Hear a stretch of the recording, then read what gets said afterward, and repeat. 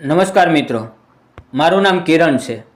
હું 28 વર્ષનો છું અને ખેડૂત છું. મારી પાસે 4-5 એકર જમીન છે અને હું મારા મા બાપ સાથે રહું છું. અમે ત્રણેય મળીને ખેતી સંભાળીએ છીએ. અમારું જીવન સાદું છે પણ ખુશખુશાલ છે. લગભગ 1 વર્ષ પહેલાં મારી માસીની દીકરી એટલે કે પરિણીતાના પતિનું અચાનક અવસાન થઈ ગયું. પરિણીતા ખૂબ જ સુંદર અને મીઠા સ્વભાવની છે, પણ પતિના મૃત્યુ પછી તે સંપૂર્ણ એકલી પડી ગઈ. તેનું આખું જીવન એક ક્ષણમાં તૂટી પડ્યું. મારા માસીએ મારી માતાને ફોન કરીને કહ્યું કે પરિણીતા હજુ પણ બહુ દુઃખમાં છે. 9-10 મહિના વીતી ગયા છતાં તે આ આઘાતમાંથી બહાર આવી શકી નથી.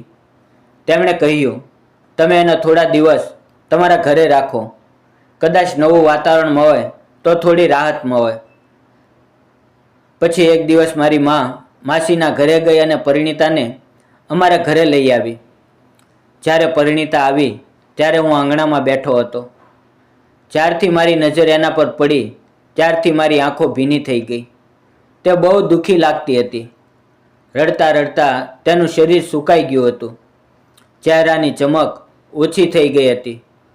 લગ્ન પહેલાંની પરિણીતા હંમેશા હસતી, ખિલખિલાતી. તેના હાસ્યથી આખું ઘર રોશન થઈ જતું, પણ હવે તેના હાસ્યમાં પણ દુઃખની છાયા જ દેખાતી. જ્યારે તે આવી ત્યારે મેં તેને પાણી આપ્યું. મા તેને અંદર લઈ ગઈ અને બધા માટે ચા બનાવી. અમે ચારેય પિતાજી, મા, હું અને પરિણીતા એક સાથે ચા પીવા બેઠા. ચા પીતી વખતે મેં ધીમેથી કહ્યું, તું કેટલી બદલાઈ ગઈ છે. કિસ્મતમાં જે લખાયું છે એ તો થાય જ છે, પણ તું પોતાને આટલું દુઃખ ન આપ. તેણે હળવું સ્મિત કર્યું, પણ તે સ્મિત પાછળ પણ અપાર દુઃખ છુપાયેલું હતું. સાચું કહું તો મને પરિણીતા બાળપણથી જ ખૂબ ગમતી હતી. મારી માએ ત્યારે માસીને મારા માટે તેનો સંબંધ માંગ્યો હતો, પણ અમારી આર્થિક હાલતને કારણે માસીએ ના પાડી દીધી હતી.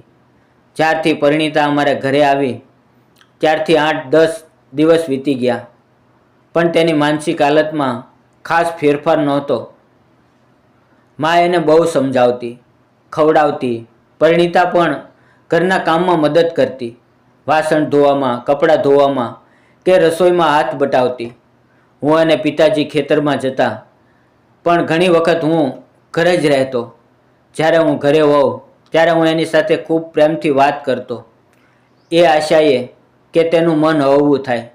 જ્યારે મા બાપ ખેતરમાં જતા ત્યારે ઘરમાં ફક્ત હું અને પરિણીતા જ રહેતા. ક્યારેક તે ટીવી જોતી, ક્યારેક બારી પાસે બેસીને વિચારમાં ખોવાઈ જતી. તેની દરેક હરકત મને ગમતી. દુઃખમાં પણ તેની આંખોમાં એક માસુમિયત રહેતી જે મને આકર્ષતી. મને ખબર હતી કે તેના દિલમાં જ હજુ દુઃખ છે, પણ મારું મન તેની તરફ વધુ ને વધુ ખેંચાતું ગયું. તેનું તૂટેલું હાસ્ય પણ મને અમૂલ્ય લાગતું. મા એની કાળજી લેતી રહી, પણ મારા દિલમાં તેના માટે પ્રેમનું બીજ ઉગી રહ્યું હતું. હું એને વારંવાર કહેતો, પરિણીતા, જિંદગી રોકાતી નથી. આ દુઃખમાંથી બહાર આવ અને નવું જીવન શરૂ કર. તારી ઉંમર હજુ ઓછી છે, આગળ બહુ ખુશીઓ છે. એને ખુશ રાખવા હું એને ક્યારેક ખેતરમાં ફરવા લઈ જતો, ક્યારેક ગામના મેળામાં, ક્યારેક બજારમાં. આ બધાને કારણે તેના ચહેરા પર ફરીથી સ્મિત આવવા લાગ્યું.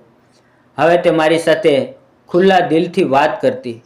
પહેલાં જેવી હસતી, ખિલખિલાતી પરિણીતા પાછી આવી રહી હતી. અમારી નજરો વારંવાર મળતી અને તે નજરમાં બોલ્યા વગર જ બધું કહેવાઈ જતું. આ રીતે 3-4 મહિના વીતી ગયા. પરિણીતા હવે ઘણી બદલાઈ ગઈ હતી.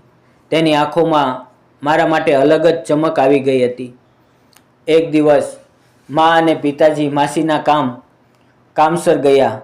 તે દિવસે ઘરે ફક્ત હું ને પરિણીતા હતા. મને ખેતરમાં પાણી આપવાનું હતું એટલે હું સવારે જ ગયો. પરિણીતાએ રસોઈ બનાવી અને બપોરે ડબ્બો લઈને ખેતરમાં આવી.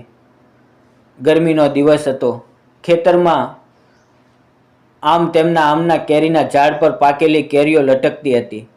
અમે બંને એક ઝાડ નીચે બેઠા. પરિણીતા મને ટક જોઈ રહેતી હતી. તેની આંખોમાં કેરી ખાવાની ઈચ્છા સ્પષ્ટ દેખાતી હતી. પણ શરમને કારણે કહી શકતી નહોતી. મેં હસીને પૂછ્યું, પરિણીતા, કેરી ખાવી છે? તેણે શરમાતા શરમાતા માથું હલાવ્યું. હું ઝાડ પર ચડીને કેટલીક પાકેલી કેરી તોડી લાવ્યો. તેને પાણીથી ધોઈને આપી. અમે બંને બેસીને કેરી ખાવા લાગ્યા. પછી ડબ્બો ખોલ્યો અને ગરમ રોટલી શાક સાથે કેરીનો સ્વાદ માણ્યો. જ્યારે પરિણીતા કેરી ખાતી હતી, તેના ચહેરા પરની ખુશી, આંખો બંધ કરીને રસ માણવાની ક્ષણ, આ બધું જોઈને મારું દિલ ખુશીથી ભરાઈ ગયું. ભોજન પછી અમે ઝાડના થડને ટેકો આપીને બેઠા. મેં ધીમેથી તેનો હાથ પકડ્યો. તેણે એકવાર લજ્જાશીલ નજરે જોયું, પણ હાથ છોડાવ્યો નહીં. મારી ધડકન વધી ગઈ. મેં ધીમા અવાજે કહ્યું, પરિણીતા, મારે તને એક વાત કહેવી છે. તેણે કહ્યું, કહો. હું કાપતા અવાજે બોલ્યો, પરિણીતા, હું તને ખૂબ પ્રેમ કરું છું. આ પ્રેમ તો તારા લગ્ન પહેલાંથી જ છે, પણ મને ક્યારેય હિંમત ન થઈ કે તને કહી શકું. તારા લગ્નના દિવસે મારું દિલ તૂટી ગયું હતું. તેની આંખોમાં આંસુ આવી ગયા. તેણે કહ્યું, તો તે વાત પહેલાં કેમ ન કહી? મેં દુઃખીથી કહ્યું, કારણ કે તારા પપ્પાએ અમારી આર્થિક હાલતને કારણે ના પાડી દીધી હતી. માં ઘણી વખત વાત કરી હતી, પણ પરિણીતાએ મારો હાથ મજબૂતીથી પકડ્યો. મને ગળે લગાડ્યો અને રડવા લાગી. તે રડતા રડતા બોલી, તું પણ મને ખૂબ ગમે છે. તારા કારણે હું આ દુઃખમાંથી બહાર આવી છું. જો તું ન હોત તો કદાચ હું જીવી ન શકત. મેં તેની આંખોમાં જોઈને કહ્યું, પરિણીતા, હું તારી સાથે લગ્ન કરવા માંગુ છું. તેણે થોડું વિચાર્યું. થોડો ક્ષણ સંચય હતો, પણ અંતે તેણે માથું હલાવીને હા કહી દીધી. એક ક્ષણે મને લાગ્યું કે મારું જીવન પૂરું થઈ ગયું. બીજે દિવસે મા પિતાજી પાછા આવ્યા. સાંજે ભોજન વખતે મેં હિંમત કરીને કહ્યું, માં, પપ્પા, મને પરિણીતા ખૂબ ગમે છે. હું તેની સાથે લગ્ન કરવા માંગુ છું. મા પિતાજીએ એકબીજા તરફ જોયું. તેના ચહેરા પર ગુસ્સો નહોતો, ખુશી હતી. માં બોલી, મને તો પરિણીતા બહુ ગમે છે. અમને કોઈ વાંધો નથી. પરિણીતા ખુશીના આંસુથી રડી પડી. ઘરમાં આનંદ છવાઈ ગયો. થોડા દિવસોમાં માસાજીને બોલાવ્યા અને બધું સમજાવ્યું. માસીજીની આંખોમાં પસ્તાવો આવ્યો. તેમણે ભૂલ સ્વીકારી અને લગ્ન માટે સહમતિ આપી. થોડા દિવસોમાં જ અમારા લગ્ન ધામધૂમથી થઈ ગયા. ગામના લોકો, સગા સંબંધીઓની વચ્ચે અમે એક થયા. લગ્ન પછી અમારા જીવનમાં ફક્ત પ્રેમ અને ખુશી જ રહી. આજે હું, પરિણીતા અને મારા મા બાપ સાથે ખુશીથી જીવીએ છીએ.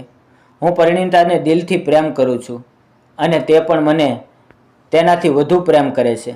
મિત્રો, તમને શું લાગે છે? અમે લગ્ન કરીને સાચું કર્યું કે ખોટું? તમારું મત કોમેન્ટમાં જરૂર જણાવજો. સાચો પ્રેમ ક્યારેય પરિસ્થિતિ જોતો નથી. એ તો દિલની સચ્ચાઈ પર અને વિશ્વાસ પર ટકે છે. જ્યારે કોઈને દુઃખમાંથી બહાર લાવીએ, તેની કાળજી લઈએ, ત્યારે એ પ્રેમ આજીવન અડગ રહે છે. પૈસા કે કુટુંબ કરતાં પણ સાચો પ્રેમ વધુ મૂલ્યવાન છે. જો જીવનમાં સાચો પ્રેમ મળે તો એને ક્યારેય છોડશો નહીં. એ જ જીવનનું સાચું સુખ છે. મિત્રો, આ વાર્તા તમને કેવી લાગી? કોમેન્ટમાં જરૂર જણાવજો. અને જો સારી લાગી હોય તો લાઈક, શેર અને સબસ્ક્રાઈબ જરૂર કરજો. ફરી મળશું મિત્રો એક નવા વિડીયો સાથે. ત્યાં સુધી ધન્યવાદ મિત્રો.